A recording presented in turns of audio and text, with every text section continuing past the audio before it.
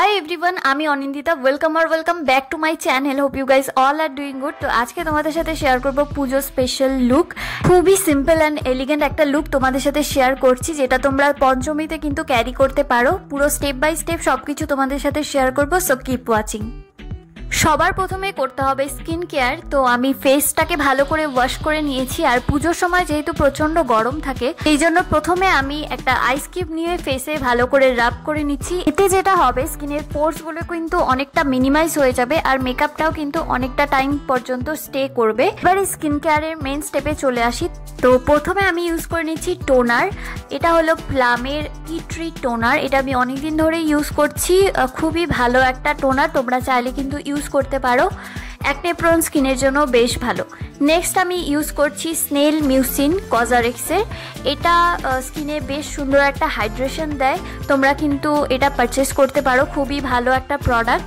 সেমভাবে এটাও কিন্তু আমি মুখে এবং গলায় ইউজ করে নিচ্ছি খুব ভালোভাবে, গলাটাকে কিন্তু স্কিপ করলে চলবে না।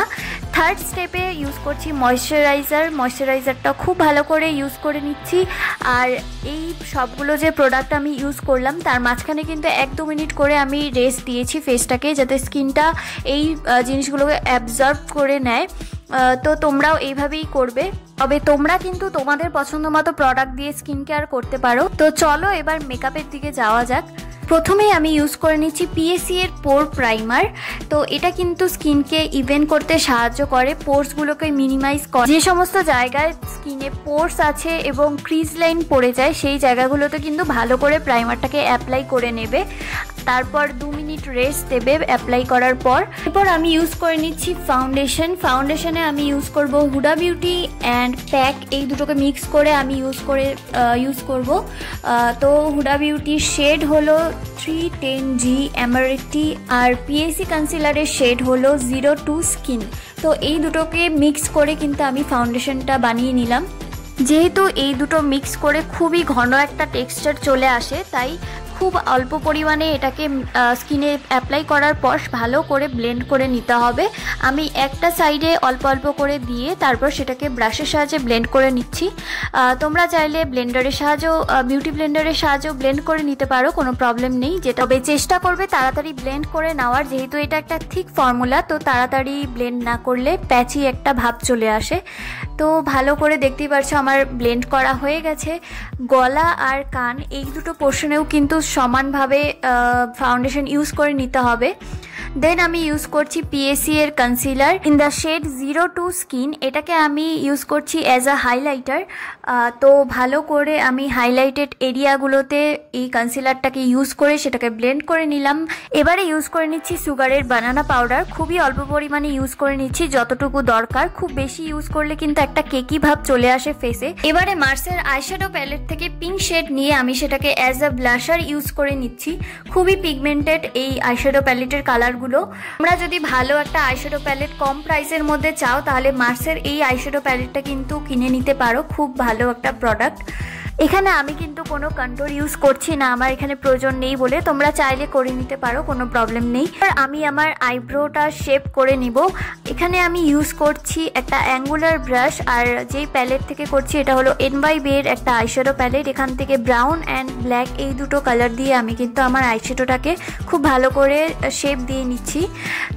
এবারে খুবই সিম্পল একটা আইশ্যাডো লুক ক্রিয়েট করব। এটা তোমরা যারা মেকআপ করতে জানো না ভালো করে তারাও পারবে, এতটাই সিম্পল এটা।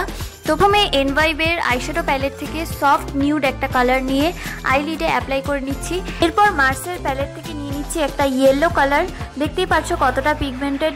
দেন ইউজ করছি একটা অরেঞ্জ কালার, যাতে কালারটা আরেকটু ডিপ আসে। জাস্ট আইলিডে অ্যাপ্লাই করে নিচ্ছি, খুব ভালো করে ব্রাশের সাহায্যে কালারটাকে আইলিডে অ্যাপ্লাই করে নিলাম। দেন আবার এই নিউড কালারটা দিয়ে জাস্ট আবার আইলিডে অ্যাপ্লাই করে নিচ্ছি, যাতে কোনো রকম কোনো হার্শ লাইন না থাকে। সেম কালার কিন্তু আমি লোয়ার লিডেও অ্যাপ্লাই করেছি খুব অল্প পরিমাণে। দেন ইউজ করছি একটা গোল্ডেন আই শ্যাডো ইনার কর্নারে, ব্রাইট করার জন্য ইনার কর্নারটাকে। এরপর আমি আইলাইনার ইউজ করে নিচ্ছি, এটা হলো মেবলিনের আইলাইনার। জাস্ট হালকা করে একটা উইং লাইন করে দিচ্ছি আর ইনার কর্নারেও একটু আইলাইনারটা দিয়ে দিচ্ছি যাতে একটা শার্প লুক চলে আসে। তো এই আই মেকআপ লুকটা কিন্তু খুবই ইজি, তোমরা খুব সহজে করে নিতে পারবে। কেমন লাগলো কমেন্টে অবশ্যই জানিও আই মেকআপটা। নেক্সট ইউজ করে নিচ্ছি সুইস বিউটির fusion highlighter in the shade 03। খুবই ভালো একটা হাইলাইটার, খুব একটা চাঙ্কি পার্টিকেল সেটার মধ্যে নেই। প্রাইস হিসেবে কিন্তু বেশ ভালো একটা হাইলাইটার। কম প্রাইসে তোমরা যারা একটা ভালো হাইলাইটার চাচ্ছ তারা এটা পারচেস করতে পারো।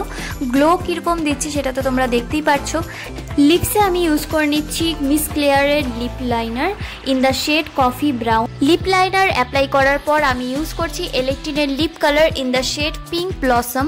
খুবই মিষ্টি একটা কালার, আর অল্প পরিমাণে ইউজ করলেই কিন্তু পুরো লিপস কভার হয়ে যায়, খুব বেশি ইউজ করতে হয় না। দেখতেই পাচ্ছো স্ক্রিনে আমি একদমই আনকাট ভিডিও দিয়ে রেখেছি এই জায়গাটায়। খুবই সুন্দর একটা মিষ্টি কালার চলে এসছে লিপসে। এবার আমি ইউজ করছি ইনসাইটের একটা লিপ গ্লস। এটা কিন্তু পুরো ট্রান্সপারেন্ট একটা লিপ গ্লস আর খুবই ভালো, বেশ কিছুদিন ধরেই আমি এটা ইউজ করছি। লাস্টলি মেকআপ যাতে অনেকটা সময় পর্যন্ত স্টে করে সেই জন্য ইউজ করছি পিএসসি এর মেকআপ ফিক্সার। এটা কিন্তু মাস্ট একটা প্রোডাক্ট যেটা ইউজ করতেই হবে মেকআপের শেষে, নাহলে কিন্তু মেকআপ অনেকটা সময় পর্যন্ত স্টে করবে না। সো ট্রাই করবে মেকআপ ফিক্সারটা অবশ্যই ইউজ করার। তো this is my final makeup look. কেমন লাগলো মেকআপ লুকটা অবশ্যই কমেন্টে জানিও। ভিডিওটি ভালো লাগলে অবশ্যই আমার চ্যানেলটিকে সাবস্ক্রাইব করে দিও আর বন্ধুদের সাথে শেয়ার করে দিও। আজকের মতো এই পর্যন্তই, দেখা হচ্ছে নেক্সট ভিডিওতে। Till then bye and take